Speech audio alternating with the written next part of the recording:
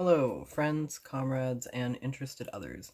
Today's video is just going to be me giving some tips to new community organizers and activists because I know that a lot of people who watch this channel are kind of like in the earlier stages of their political development or, getting involved in community organizing. And I want to just, share some tips and tricks and experiences that I've had to kind of help you along that path. I'm going to try to keep this video super short because my phone is telling me I only have 7 minutes and 50 seconds of recording time, and also I need to be facilitating a workshop in like half an hour. So we're going to keep this concise, we're going to keep it to 5 points, and then I will hopefully make more videos that are just like little bite-sized pieces of advice. I'd also like to say that none of this is meant to be like preachy or self-congratulatory, because pretty much all of this, or at least most of it, is going to be me like reflecting on mistakes that I've made, over oversights, shortcomings that I've experienced in my time in activism. I'm also by no means an experienced activist. I'm only 26 years old. I've been doing activism for maybe 8 years generously, which might sound like a long time to some people, but it's really not a long time in the grand scheme of things. So, one young person to another, here are some tips that I have for people who are just getting involved in community organizing. Tip number 1, don't try to be a savior or a main character. That's something that I definitely feel like I fell into pretty early on in activism, of really having this mindset of like, revolution is so easy and social change is so easy, like it's so obvious, and clearly, the people who've been doing it for decades and the movements that have been doing it for hundreds of years, just haven't seen me yet. Obviously people were just not doing it right, but now I'm on the scene and shit's gonna get real. That's not how it works. You're not a main character. There is no main characters in movement building. You're not the person who's gonna, like, that's not to say that you can't have individual impact. It's not to say you can't have significant individual impact in the projects that you take on, but you are not gonna be the single person who sweeps in and changes everything for your city or your movement or the world. It's about long game. It's about working with other people. It's about, knowing your strengths, knowing the strengths of other people, and the ability to work together. So, kind of lose that individualistic mindset of thinking that you are the hero who's going to come in and save the day, because that's just not how it's going to be. Tip number 2, familiarize yourself and get experience with projects that are already happening before you try to start your own project. If you're new to activism or you're new to a city, don't kind of just like come in and be like, oh, I want to start, a big, I don't know, like a big anti-racism allyship project if there's like a lot of that work already being done, or a new anti-fascist contingent or something like that if that work is already being done. Like, really take the time to learn about the movement landscape that you're in before you start a new organization. Starting a new organization takes a lot of work. It's something that you should have a little bit of like organizing or movement experience under your belt before you take that on. And you don't want to be falling prey again to that main character thing where you kind of don't understand the difficulty level of the work that's being done, or the difficulty level of that kind of organizing, and you think that you can just kind of sweep in and be the change maker. You know what I mean? And it can sometimes come across as also being a bit disrespectful to, long-standing organizations and long-standing initiatives that may have been going on for years or decades in your area. And so even if the projects that are currently happening aren't perfect, and even if there is a need for a new initiative, I would say that it still benefits you to spend some time organizing with or volunteering with or participating with organizations that are already active, just to kind of gain that experience and also gain a perspective of what the movement landscape is like in your area before you take on a project of your own. Tip number 3, respect movement elders and seek out mentorship. There is a real kind of like ageist mindset I find in a lot of movement spaces that, like, young people are the radicals and old people or boomers or whatever are like holding us back as a movement. And while I will acknowledge there is definitely a measurable class disparity, statistically in broad sweeps between our generations, that is not to say that there are not movement people who have been in the struggle, who have been working their entire lives towards climate justice, racial justice, gender equality, trans liberation. Like, there are old people who have been doing that work for a very long time. And there may be old people who've been doing that work for a very long time in your own neighborhood.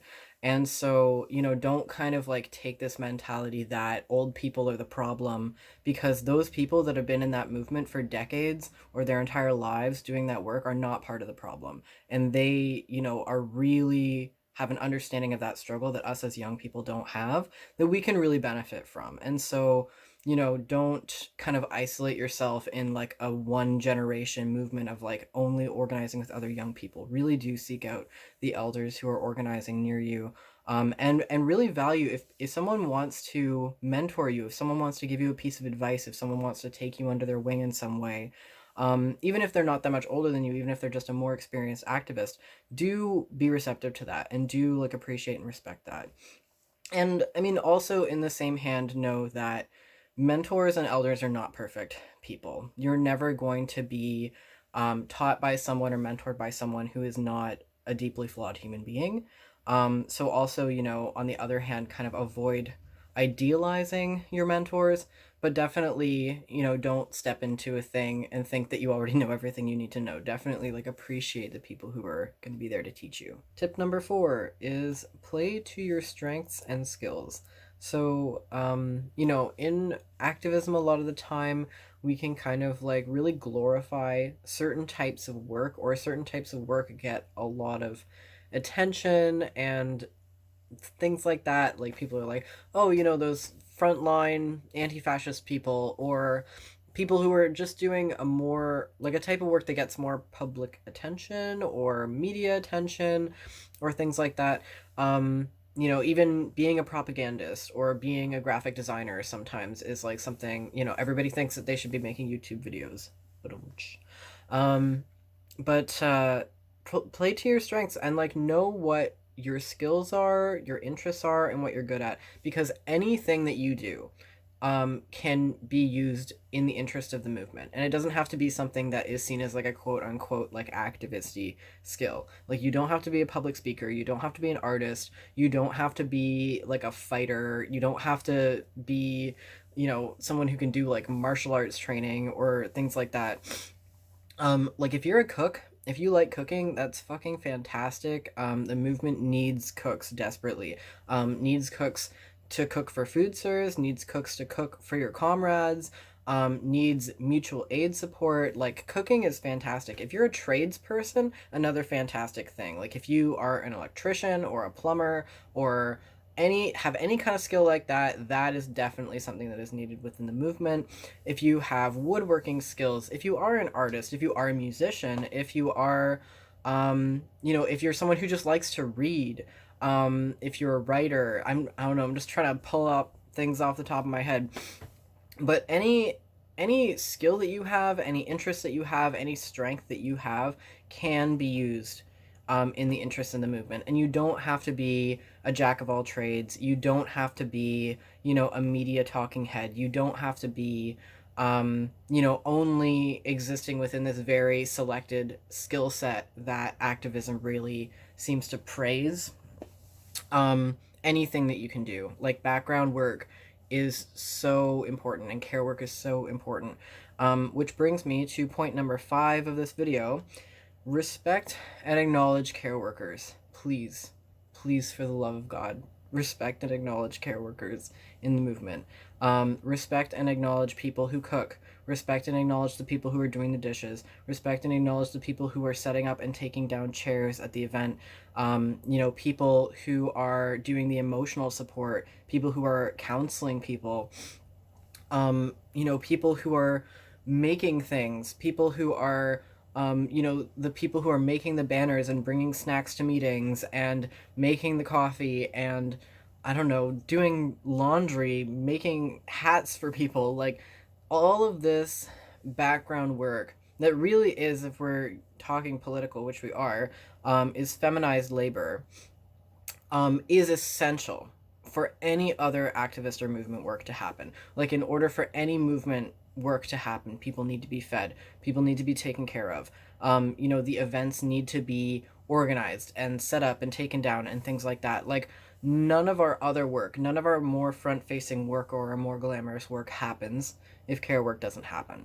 And so, not only is it important to really respect and acknowledge and appreciate care workers and to say that, like to vocalize that appreciation for care workers, but also to do care work ourselves. So, like, don't place yourself in this category of like, oh, well, I'm a propagandist, or I'm a graphic designer, or I'm a frontline organizer, or I'm this, that, or the other thing, and so I'm not a care worker.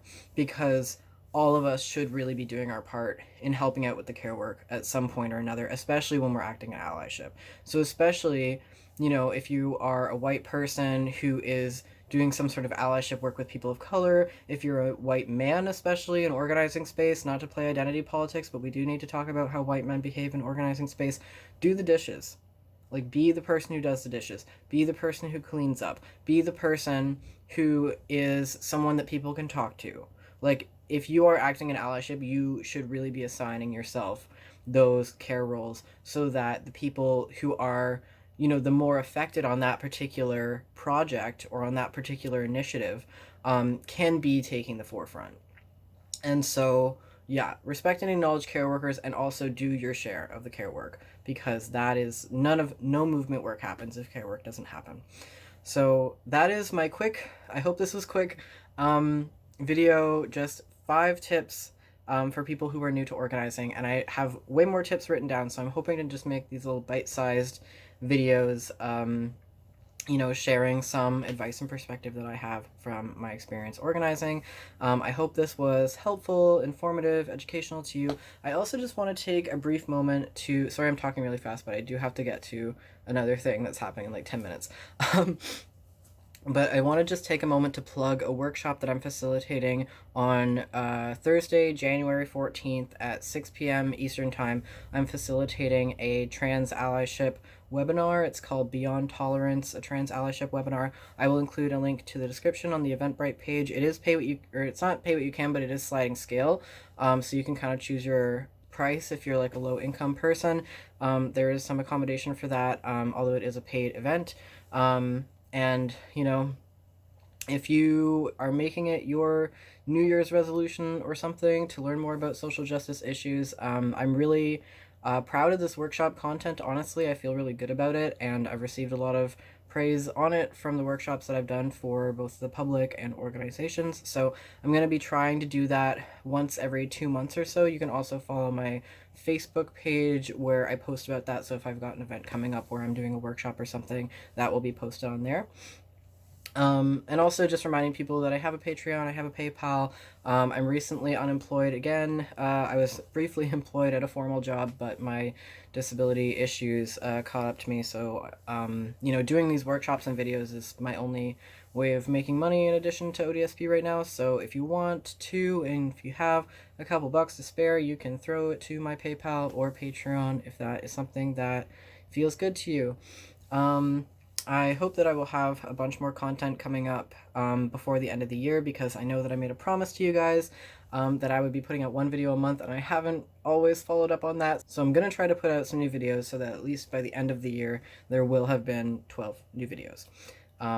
Thank you guys so much for your support this year. It's been really great. I've felt really good about really getting back into making content, making political and spiritual content and things about community organizing. If you have any topics you want me to discuss specifically, definitely, I'm always open to suggestions if you want to leave comments down below. And again, if you want to follow me on other social media, I will leave all of my Instagram and Twitter and all that good stuff in the description. I hope that everybody's having a good, late November season. It's snowing here. It actually looks pretty nice. It's definitely fully winter where I am now. But yep, I hope everybody's staying safe, especially in, the pandemic times right now. And I will see you soon. So take care and peace out.